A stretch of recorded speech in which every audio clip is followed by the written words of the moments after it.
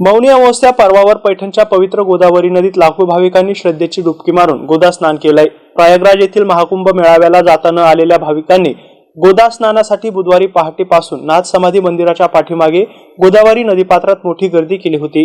यामध्ये पुरुषांसह महिलांची देखील संख्या लक्षणीय होती। हरिनामाचा जयघोष करत भाविकांनी गोदावरी स्नान करून संत एकनाथ महाराज समाधीचं दर्शन घेतलं आहे।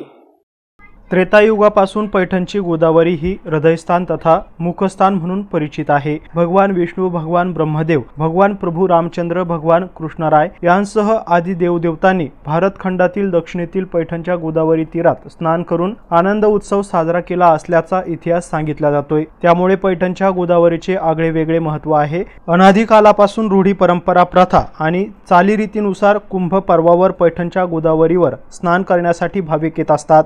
बुधवारी मौनी अमावस्या शुभ पर्वावर स्नान करण्यासाठी पहाटेपासूनच भाविक, वारकरी आणि भक्तांनी गर्दी केली होती। भाविक गोदावरीचा जय जयकार करत स्नान करताना दिसून येत होते। कृष्णकमल तीर्थावर स्नान केल्यानंतर पुरोहितांच्या मंत्रघोषात धार्मिक विधी करत होते। यावेळी संत, महंत आणि महाराजांना शिष्यगणांनी शाही स्नान घातले होते।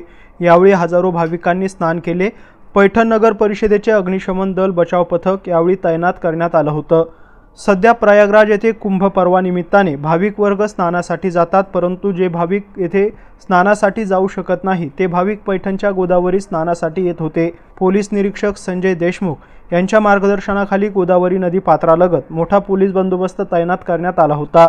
गौतम बनकर, MC न्यूज, पैठण, छत्रपती संभाजीनगर।